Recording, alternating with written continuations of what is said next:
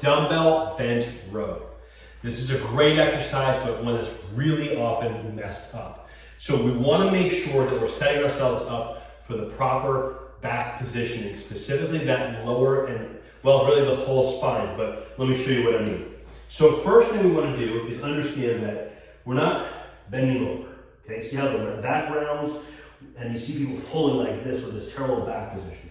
Now you're putting the back into a really vulnerable position and adding weight and pulling on it. Not good, right? So what you want to do is you actually want to soften the knees, push the butt back, and you're doing a hinge, right? So if you can't do a hinge, then you need an alternative exercise to this, like a standing band row.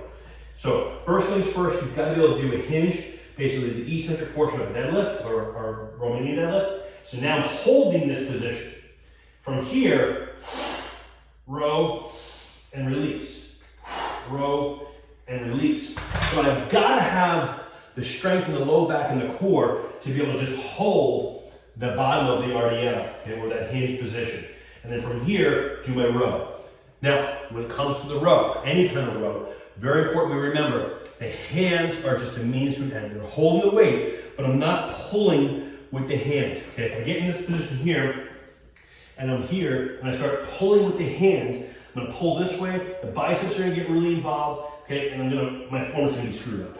What I wanna do is I wanna imagine my hands as hooks, and I wanna first things first, see that right there?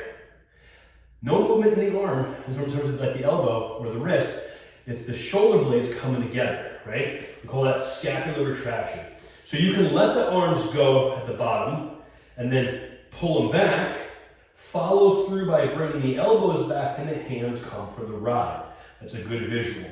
So it can be shoulder blades, elbows, hands, or don't let the shoulder blades go at the bottom. Keep the shoulder blades there the whole time. So they're contracting the whole time. Elbows, elbows, elbows, okay? All the while, a lot to think about, making sure the shoulders aren't rising. So we're not here, we're pulling here, okay? So take the hands out of it. They're just connected to the weight. Hinge. Now this is where I'm gonna, see this right here? Boom, right? So right there, hold it, drive the elbows back, release. Drive the elbows back, release. Versus let it go, pull and pull. Let it go, pull and pull. Now I recommend most people not to let it go, okay? Especially on this one where you can start to get some nice heavy weight, working those dumbbells. Keep the shoulder blades together. Don't put the back in a vulnerable position. Save that motion for something where you're more upright using a band, okay? Or if you're doing a one arm, we have a one arm row variation as well. When you're doing a two arm row, I recommend you just get it set and lock it in. And just focus on a really good quality squeeze of the lat and the mid back, protecting that lower back, keeping the core solid. That, my friends, is a bent over row.